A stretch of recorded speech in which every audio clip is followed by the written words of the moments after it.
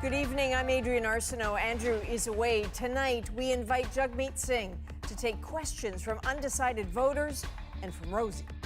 You're just assuming that you're going to be able to convince provinces and territories to go along with it. Oh, I'm confident we can assume convince people. The reason Have is... you met the Premier, sir? It's not about the premiers, it's about people. Get set for the third of our exclusive party leader interviews. Also tonight, the dire situation in Alberta ICUs. I deeply regret how that has played out. The candid admission from the province's top doctor. COVID-19 and pregnancy. There's some new research. So we know that the infection has an impact both on the health and well-being of mom. And Vladdy hunts for an oh-so-rare triple crown. People are scared of them. The Jays chase down a playoff spot. This is The National. As the federal campaign reaches its final days, party leaders are pushing for every last vote. You have until Monday to make your decision. And to help, this week, we're bringing the leaders face to face with voters who have a lot of questions. Tonight, it's Jagmeet Singh's turn. New Democrats say they are in this election to win it, and they've put forward an ambitious plan.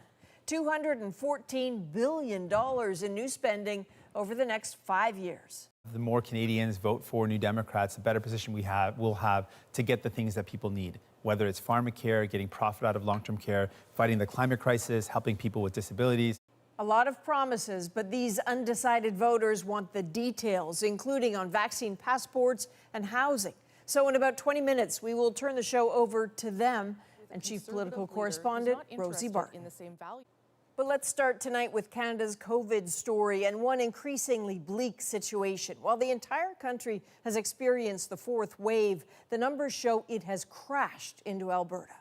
Look at the average daily new cases since July 1st. Saskatchewan, Quebec, BC, and Ontario, all the hardest hit until you consider Alberta. That's with a test positivity rate of 12%. So high, it suggests testing has fallen behind and is missing case growth. But you cannot miss what's happening in ICUs. More than 200 COVID patients. In Alberta, that's never happened before. One Alberta official has acknowledged that the province opened up too much too soon. But as Carolyn Dunn shows us, that admission doesn't change where Alberta is or where it's heading.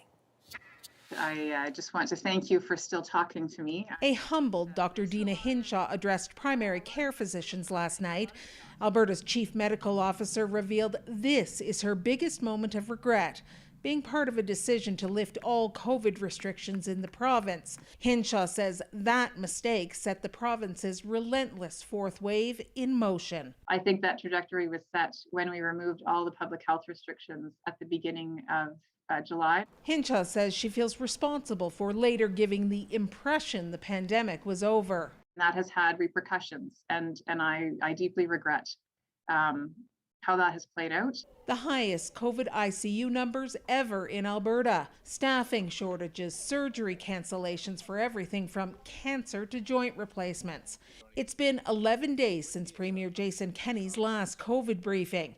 But life and death decisions continue.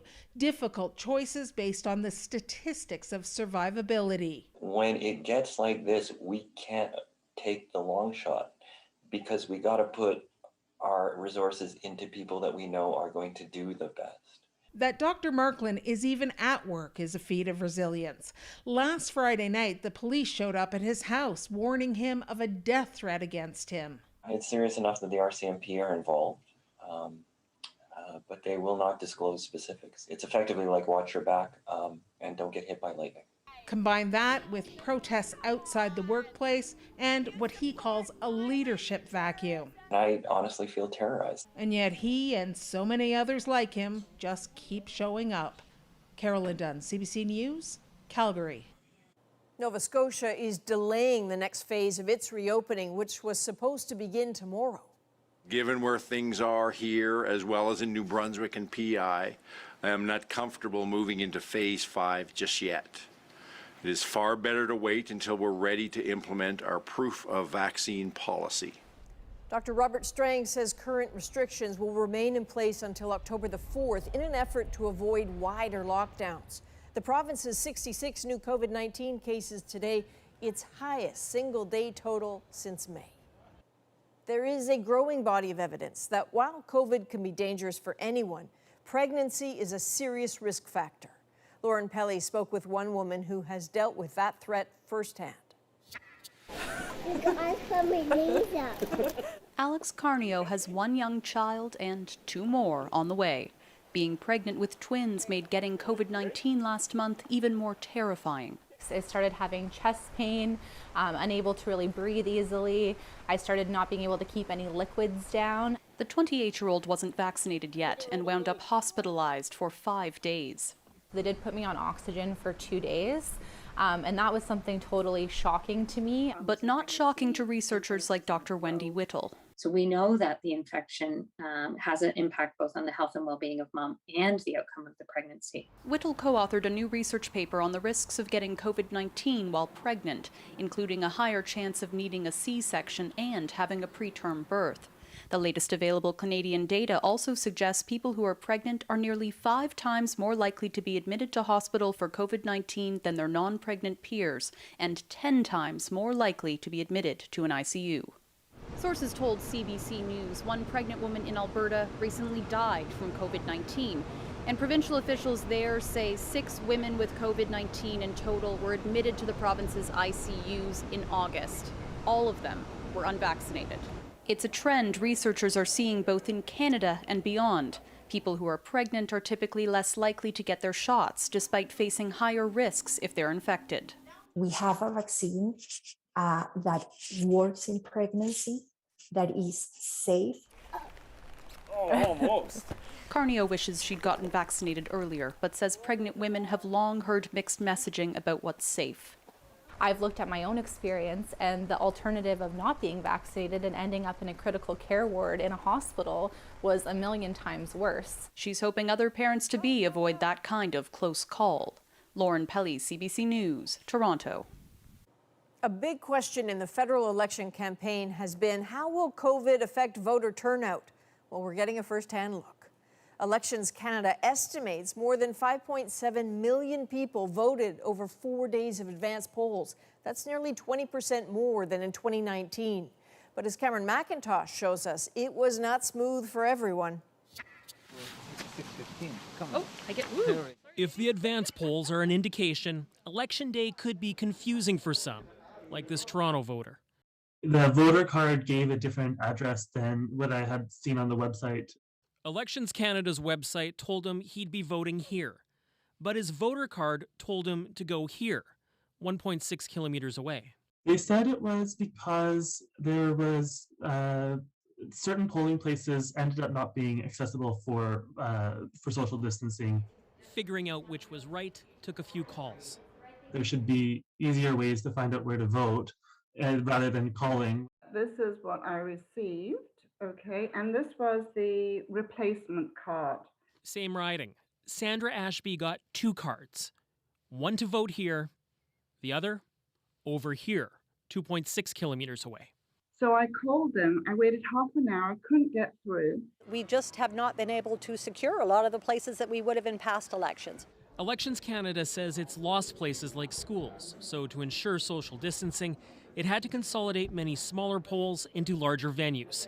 It says it's working to update websites and voter cards for Election Day. Those kinds of things have been challenges that we haven't faced quite the same before. It's how Winnipeg wound up with an advance poll in an IKEA. Regina will have an Election Day super poll in an old Costco, though finding staff during COVID is yet another challenge. Years past, it was much more organized. COVID precautions are slowing the process some. Some advance polls saw long lines, but this poll supervisor warns looks can be deceiving. The reason being the lineup is due to the COVID, and we're keeping the distancing on the people. Now, for all the challenges, turnout at the advance polls, even in the pandemic, shows that people are voting. We'll see how it all plays out on Monday. Cameron McIntosh, CBC News, Winnipeg. Some Quebec voters seem to be rallying behind the Bloc Québécois after a debate question some saw as an attack. Alison Northcott shows us how that's playing out. Quebec voters can be hard to predict. With Election Day inching closer, Réal Desrochers had been leaning Liberal until one moment in last week's English debate pushed him in a firm direction. I'm voting Bloc, he says. I know they won't form the government, but they will defend Quebec.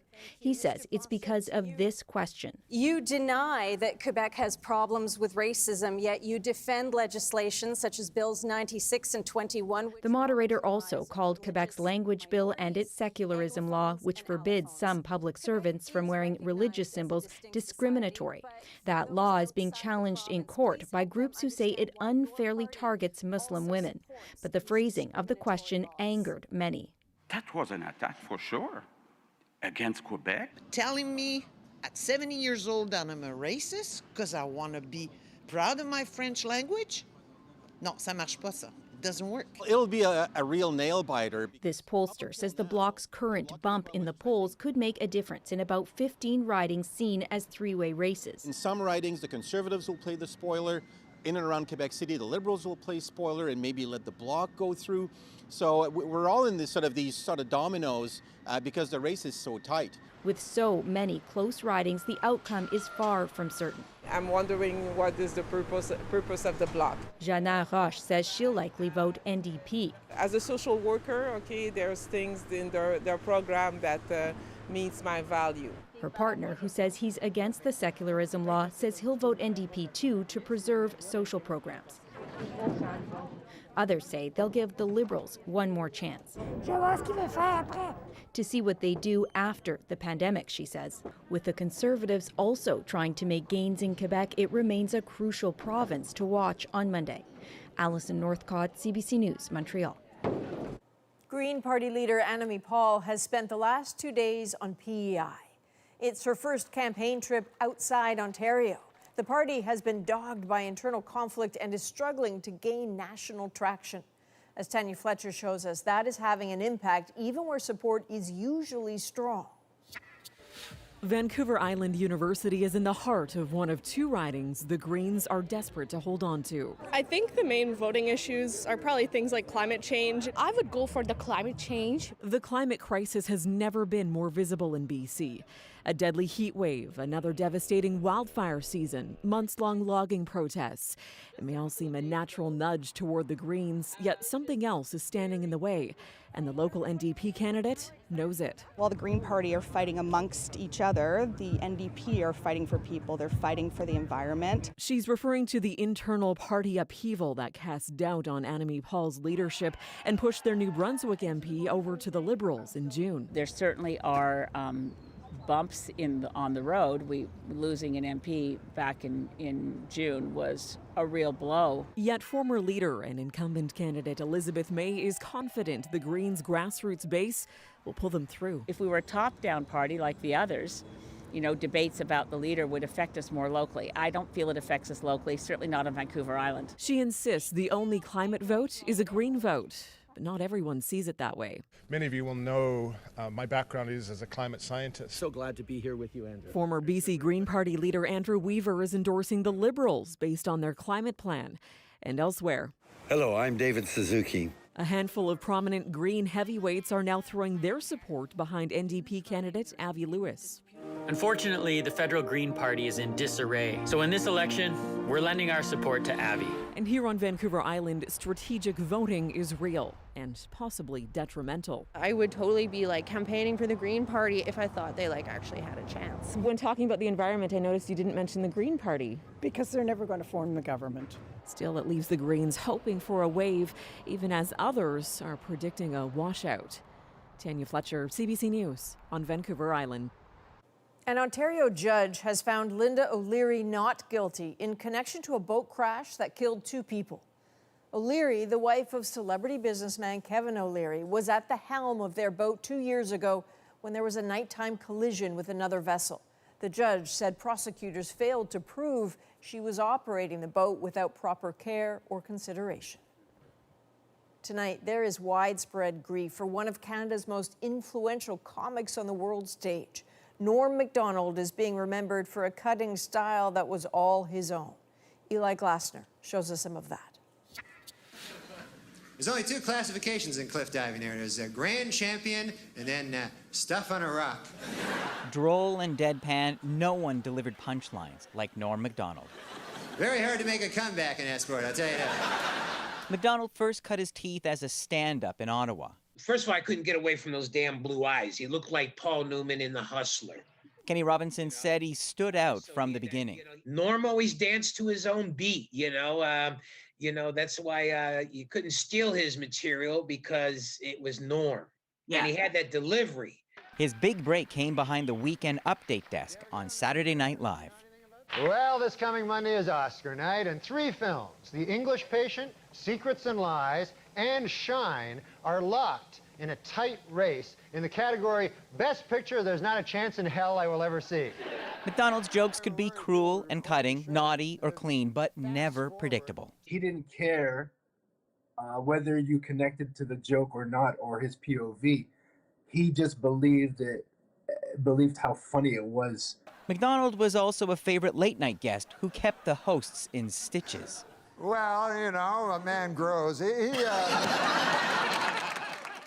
Today, there was shock as fans learned Macdonald had been battling cancer for 9 years. His brother, former CBC News correspondent Neil Macdonald, said he didn't want it to affect the way he was perceived. But a few years ago, Norm Macdonald took aim at the concept of losing the battle to cancer. I mean, if you die, the cancer also dies at exactly the same time. So that, to me, is not a loss, that's a draw. That's a, you know what I mean? Today, his colleagues sang his praises. Steve Martin called him one of a kind, and his friend Jim Carrey called him an honest and courageous comedy genius. Norm Macdonald was 61. Eli Glasner, CBC News, Toronto. Canadian tennis star Leylah Fernandez is back home after shooting to stardom at the U.S. Open. Today, she was asked what it's like to be an inspiration for so many. Every day I worked hard, every day I went on the court, and I tried to give the best example as possible so that other kids can look up to me. Before leaving New York, Fernandez hit the red carpet at Monday night's Met Gala. She was not the only Canadian tennis pro there. Montreal's Félix Auger-Aliassime also attended. Now, lots of people were talking, though, about U.S. Congresswoman Alexandria Ocasio-Cortez's tax the rich dress. Many of them may not know Canadian Aurora James designed it. So this is quite the season to cheer on the Toronto Blue Jays, a team that refuses to quit, and a young superstar who could lead the league in average homers and RBIs, potentially just the second Triple Crown in more than 50 years. Thomas Deglet takes us to the ballpark. With fall fast approaching, the Blue Jays have been scorching hot. It sure is a great time for fans. We're super excited. They're bringing the city together, actually the country together, which is nice to see, after this long pandemic. 2-1 pitch. Hit after hit. 3-2 on the way. The Jays are soaring through September, tearing up the competition. Entering Tuesday's game having scored an unthinkable 52 runs in the past 4 games alone. I wasn't expecting 22 runs and 11 runs in 1 inning and all that stuff, but it's been impressive for me to watch. Less than a month ago, Toronto's playoff chances looked slim. But after a stunning run of 15 wins and only 2 losses, the team now holds one of the 2 wild-card spots. Another hit for Valera. From 1 to 9 in the batting lineup, they've all been mashing the ball. How far can they go? If they keep playing like this, people are scared of them. The pandemic left the club in flux, playing home games in minor league ballparks south of the border. Even back here at Rogers Center, they had their slumps, but the Jays have finally hit their stride. Especially this guy, super slugger Vladimir Guerrero Jr. Top 3 in the majors in 8 key categories. Hooks it down the left field line, including home runs, where his 45th also gave him the family bragging rights, surpassing this Hall of Famer, his dad. Hey, fine, I love you, Vladimir Guerrero Jr. For the Jays, though, there is still work to do. That wild card spot could disappear if their hot streak turns cold. Hopefully, the city's excited. I think we're playing some good baseball right now, but the job's not done. This week, the first-place Tampa Bay Rays are in town for what may be a playoff preview. Jays fans could yet be watching the boys of summer well into October. Thomas Daigle, CBC News, Toronto. All right, we're going to hand things over to Rosie now with tonight's installment of a special television event we are bringing you this week on The National. Jagmeet Singh is going face-to-face with undecided voters. We're bringing them together virtually so they can put their questions directly to the NDP leader. Are we going to get some sort of compensation for the customers that I do have to refuse? What would you do in order to enable Canadians with disabilities to live better lives? I want to know what you will do to support young people in reducing the cost of living. Face-to-face with Jagmeet Singh. The Zoom audience wants you to define who the ultra-rich are. How much money are we talking about? That's next on The National.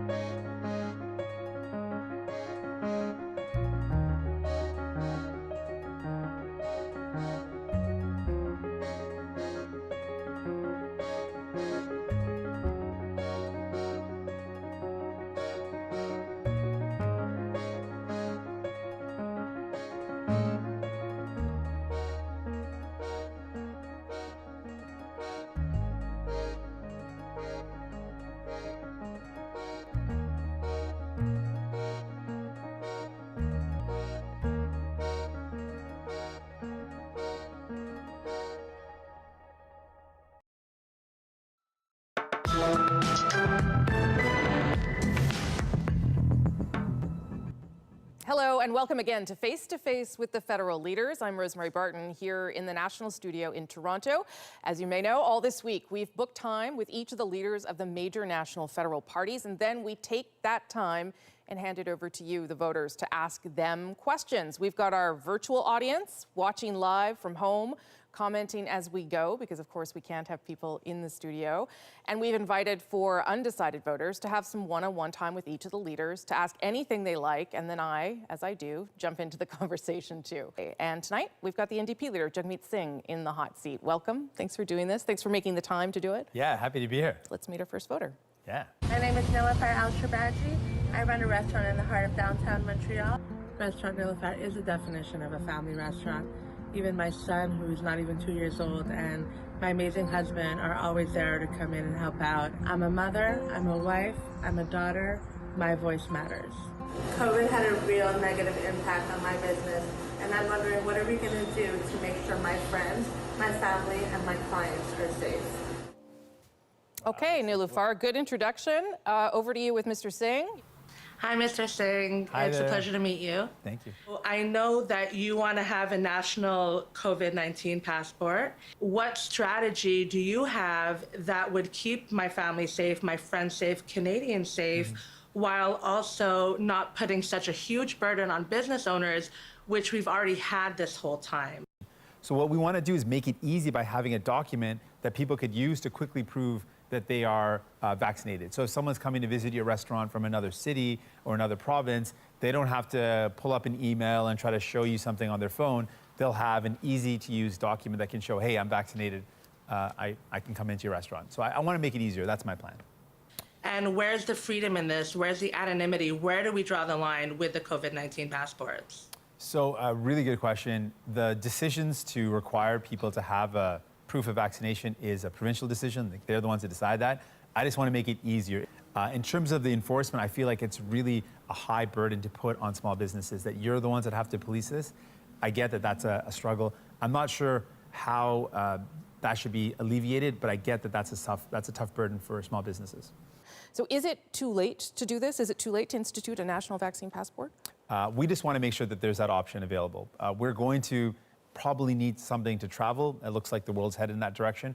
If there's going to be a document for international travel, why not also make it available for domestic travel? Yeah, except it was my understanding that when these conversations started, no province wanted a national passport, and the provinces, as you know, hold the data. So I'm not sure what the national passport, how that would even work. Well, the same way that there was going to be a national, Mr. Trudeau mentioned having a national passport to travel internationally. If the federal government can have one for international travel, for provinces that don't have it, so there's still 2 provinces that don't have it, and those folks want to travel within Canada, right now they're going to have to do what I did, which is pull up their email, show that they got proof, sign out some documents. Instead, if we had something that was easy to use. Liberals' proposal, as you probably know, is to give the provinces $1 billion and say, here, at least we'll help you run yours. Is that part of what you're also offering? I think the idea of helping provinces makes sense. I just think that it would have been a lot easier if we had one right away federally. There was some talk about having one for travel, and I thought, well, if we're going to have one for travel, why not make it so it's accessible for international or for local domestic travel? On the people out there who are vaccine hesitant or people who don't believe in the vaccine, and we know that there's different groups within that category, but we've seen some of them very present, particularly at Mr. Trudeau's events. How do you convince those people, those other people, that they do have to go and get vaccinated? Do you believe it should be required for them to live their lives to go and get vaccinated? I think it's really important to get vaccinated. And I think there's a lot of people that are harder to vaccinate, but not opposed to it completely. And those are folks that may have barriers to getting vaccinated because they don't have access to the right type of internet, or they aren't able to get onto the website to book an appointment. So there's those folks, and I think we've got to help them out. And there's some folks that might have some questions. And the way we deal with that is more transparency, letting folks know. But you would also recognize there are people that aren't going to be convinced. And what do you do with those people? Obviously, at the end of the day, you can't force a person to get vaccinated. That's not constitutional. It's not fair. It's not morally right to force someone physically. And there will be barriers, though, because we want to keep people safe, and keeping people safe means we've got to do things. Nilufar, I think you have another question. Do you? Last one. Are we going to get some sort of compensation for the customers that I do have to refuse? Our plan is to continue the wage subsidy, to continue the rental subsidy, to continue support specifically for small businesses, and make sure that those large big box stores pay their fair share so that we can continue to provide businesses like yours with the support. And amongst that support would be a way for you to be able to offset some of the impacts of the COVID-19 pandemic. Okay, Nilufar, I hope that helped. Here's our next voter. Hello, my name is Stephen Douglas. I work in Northern Ontario in Sandy Lake First Nation.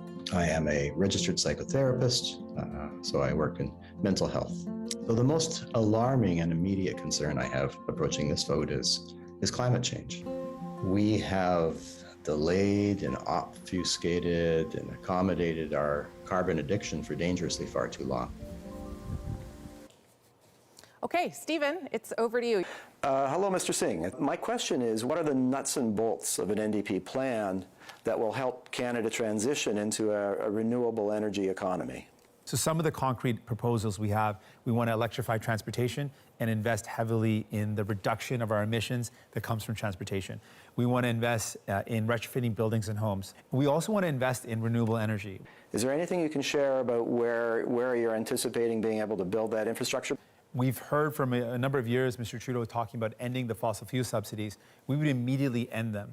Instead of ending them, he increased them by about $900 million a year. That's a lot of capital, a lot of resources that could be directed towards infrastructure that's renewable. So some of the options, I think, the geothermal, I think it's a very viable an exciting opportunity to create jobs in Alberta.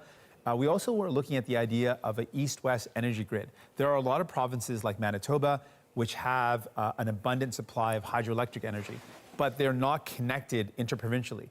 Okay, Stephen, I'll try and get a couple more specifics for you if you let me. The Liberals have promised to end fossil fuel subsidies by 2023. You said you will eliminate them immediately. You also talk about the fact that the Liberals have increased them. In fact, a lot of that money is now going to help those companies transition to greener technology. You're going to end fossil fuel subsidies immediately. What does that mean for the people who are still working for those companies right now? We would absolutely support the remediation, but why would we give money in subsidies to profitable companies that were the ones that created the problem in the first place? That doesn't make a lot of sense. Okay, but do you not want to even give them money to help them transition to clean technology? These are companies that are making lots of profit. These are companies that are on their own making profits. Yeah. It doesn't make sense, and Mr. Trudeau has promised it because he knows it doesn't make sense. But the difference between him and I is that he promised to end them and has increased the investments to the level that he's at what Mr. Harper is investing. He's more than conservative. Except the reasons that he increased it is the reasons I laid out there. Your targets are more ambitious than the Liberals, 50% below 2005 levels by 2030. It's not clear to me how you do it.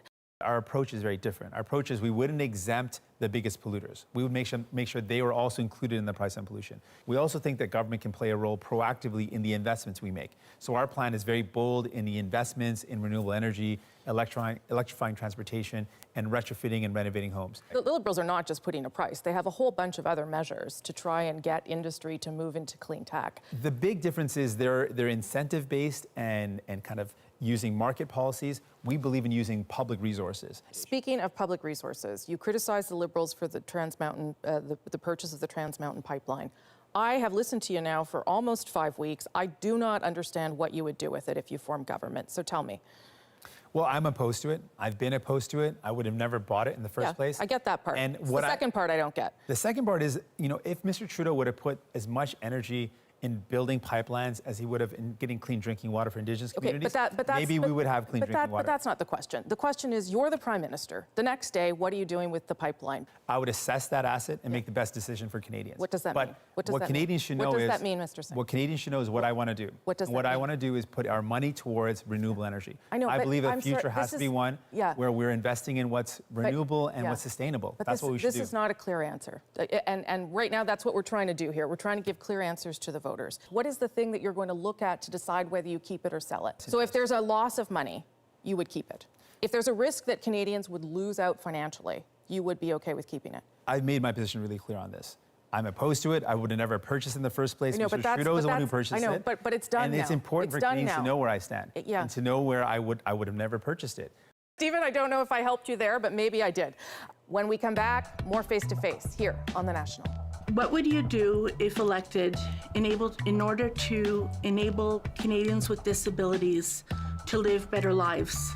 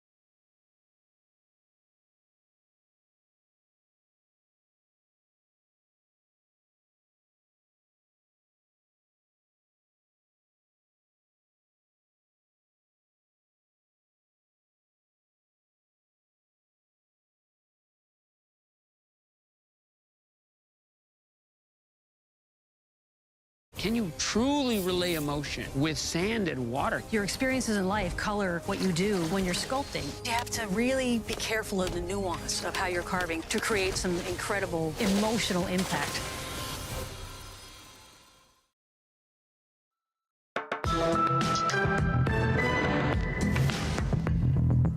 Welcome back to Face to Face. Let's get to our next questioner now. My name is Laura Bode. I'm 43 years old and I live in Edmonton. I'm a single mom of 2 teenagers who are 15 and 16 years old. I'm a graphics design student and really looking forward to graduating at the end of the year and joining the workforce.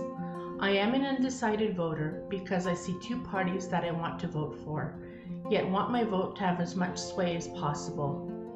As a disabled person, the rights and well-being of the disabled Canadians is always a big issue of concern for me. I'm really hoping to vote for a party that will look out for the well-being of my family and for all Canadians. Okay, Laura, over to you. Hello, Mr. Singh. Hi there. If it weren't for the fact that my family has been heavily supporting me, I wouldn't be able to make ends meet.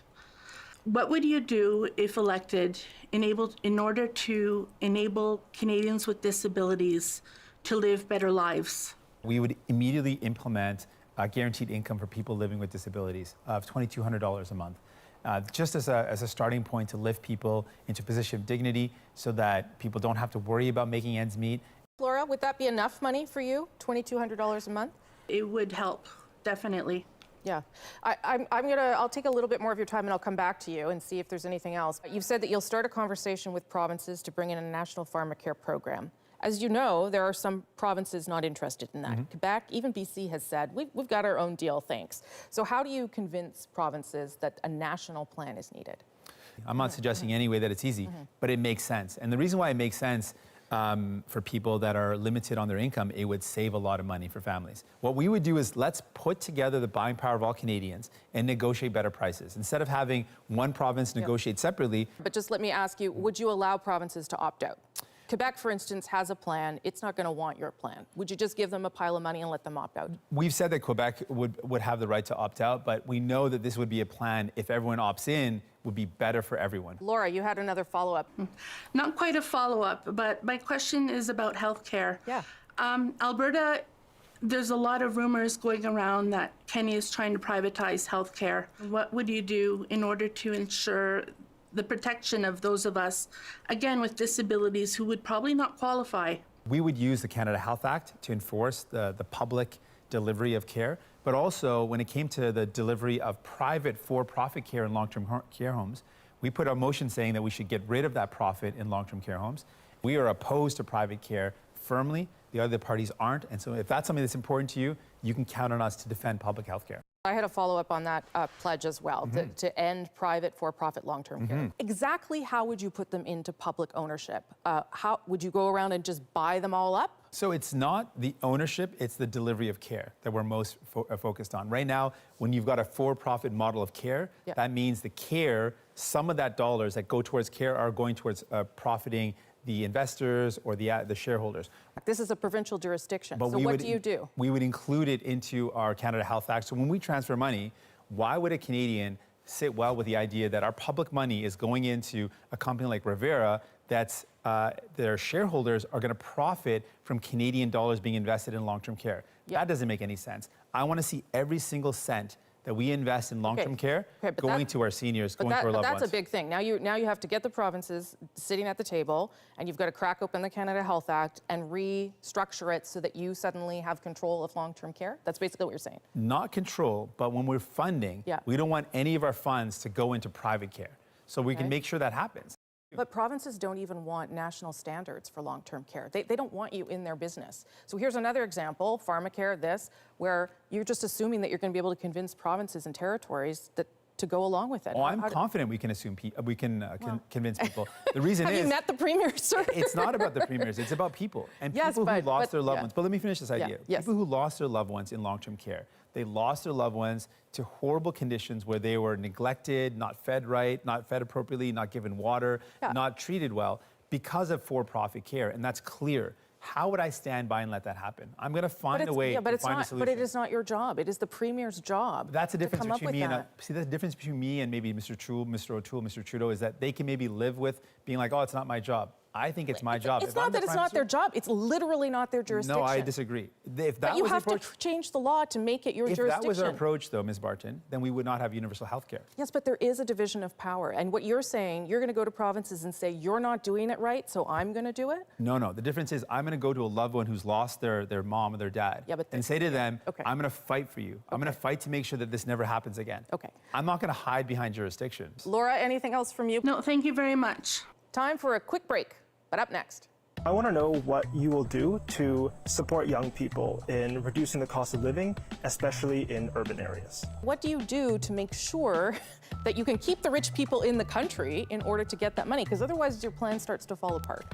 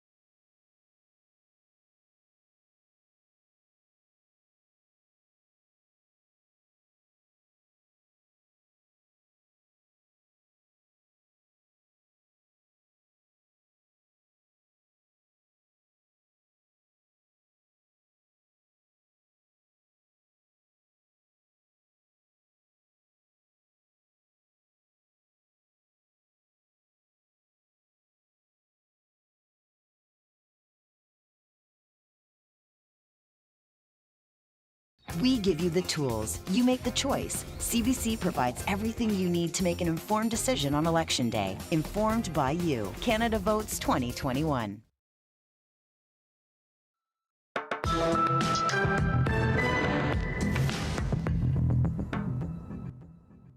Welcome back to Face to Face. Let's get to our next questioner now. Hi, I'm Ethan Chen. I'm a first-time undecided voter.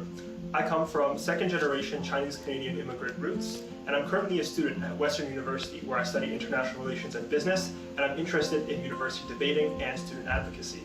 The pandemic has hit young people particularly hard, with growing unaffordability, the negative impacts of climate change making it hard to plan out our life. I want to understand how political leaders are going to support young people and help make our lives better for the future. All right, first-time voter, Ethan. Here's Mr. Singh for you now. Thanks, Rosemary, and thank you, Mr. Singh. So I want to know what you will do to support young people in reducing the cost of living. We want to put a cap on how much cell phone companies can charge you. We also want to make sure that those data plans, when they say they're unlimited and they're not really unlimited, because as soon as you go over the limit, they slow them down. We want to mandate that they have to be truly unlimited. That's a significant savings. Our plan for pharmacare and dental care would save a lot of money for families, but specifically for housing. So what we want to do is two things. Take the big money out of housing. We're seeing lots of folks use the housing market like a stock market, property flipping and driving up the cost of homes. We see a lot of foreign investment that's driving up the cost of homes. We want to get that big money out. And we also want to build more homes that are within people's budget. And if people want to rent, we want to make it really affordable so it's not taking up half of your salary.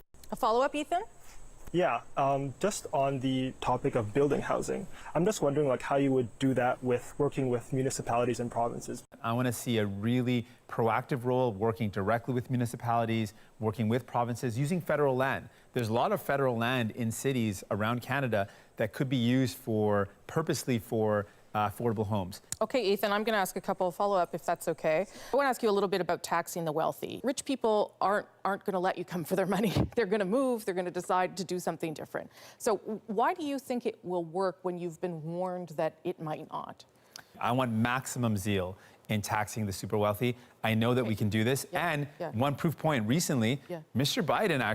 President Biden has just put out a plan. And if you look at his plan, it's very similar to ours. It includes the same capital gains inclusion increases. It includes a tax on the extremely wealthy. It includes a lot of the similar proposals. If Mr. Biden is proposing the exact same thing that we put out in our campaign months and months ago, it shows that there are other people out there that think this is achievable. In France, they actually stopped collecting the wealth tax in 2019. And it was because rich people decided, I would rather just not be a resident of France and keep my money. So what do you do to make sure that you can keep the rich people in the country in order to get that money? Because otherwise your plan starts to fall apart. Not too long ago, the ultra wealthy actually paid their fair share, and conservatives and liberals have been eroding that level of taxation. The Liberals have raised the taxes on the 1% of the country. Now, the 1% inside Canada makes up 26% of the wealth in this country. Now, Mr. Trudeau said that. Pretty big deal. Mr. Trudeau said that, but has he closed the offshore tax havens? Has he closed the corporate loopholes? Has he made companies like Amazon that make record profits in this pandemic pay anything in Canada? No, and that's the problem. He hasn't done what it really The Zoom audience wants you to define who the ultra-rich are. How much money are we talking about? We're talking about the 44 billionaires in Canada that earned $78 billion plus during the pandemic. So it's probably no one on the Zoom call and not me either. Let's ask a couple more questions. That's what I should have said. It's no one on the Zoom call. Like, are you going after the folks with a 2-car garage and a Peloton? I'm like, no. That's not you. You're right. I'm talking about the super. Okay. In February, you were quoted in the Star as saying, I don't see any alignment with conservatives. Is that still the case? I don't. I mean, in terms of our values and their values, they don't align. Except you say, and you even said again earlier this morning, they are both bad. They are both bad. But isn't one of them easier for you to get things out of than the other? You're not getting a national pharmacare plan for Mr. O'Toole. You know you're not. You're not getting dental care. You're not getting any of that. What sway do you have with a conservative leader who's not interested in the same values as you? You've just said it. Well, I mean, I actually put forward a pharmacare plan and Mr. Trudeau rejected it. So does it sound like I've got much chance with the Liberals getting pharmacare either? Well, you at least know that your values align. Well, I know that he'll say the right things, but for people, it costs them when he doesn't do the right things. And that's really what it comes down to. And I think the best way to get any of these things to happen is to vote for more New Democrats. That's fine, but it looks like we're headed towards a minority government. You will have to use whatever power you have in terms of the seats you win. Do you think that you could manage to sway Mr. O'Toole to do some of the things you want to do? I know that the more we have, the more Canadians vote for New Democrats, the better position we'll have to get the things that people need. Well, except you're probably not going to form government. And if a progressive voter who cares about the things that you've just said there wants to make sure they get them, why would they vote for you? Because they'll more likely get them if there's more New Democrats elected. In this pandemic, people got more help because we were there. Are you open to working with Mr. O'Toole? I think that's something Canadians need to know. They need to know that I think both Mr. O'Toole and Mr. Trudeau are going to be bad for Canadians in the sense they're going to cost them more. You have promised $200 billion in promises. Aren't you going to cost them more? Oh, I'm going to save people. I'm going to cost the billionaires more for sure. And if you're a billionaire out there, not you, Rosie, not the folks that we're listening to, but billionaires out there, yes, I'm going to cost you more. Don't be alarmed. You're going to pay a bit more. But for everyday Canadians, they're going to save money. They're going to save money on pharmacare. They're going to save money on their medication. But only if you become Prime Minister. Well, that's why people got to vote for me. Up next, more face-to-face with NDP Leader Jagmeet Singh on The National. Do you think there's a problem with being too ambitious? $200 billion in new spending over 5 years is a lot of money.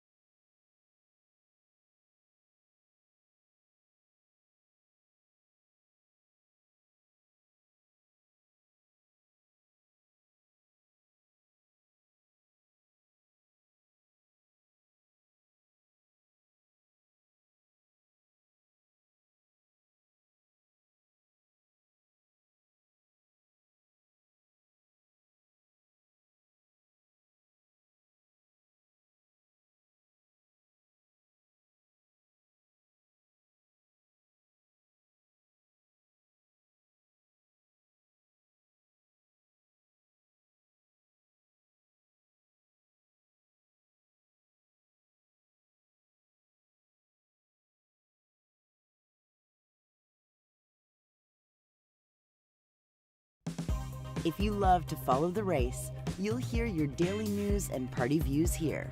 It's Love at First Listen with CBC Listen.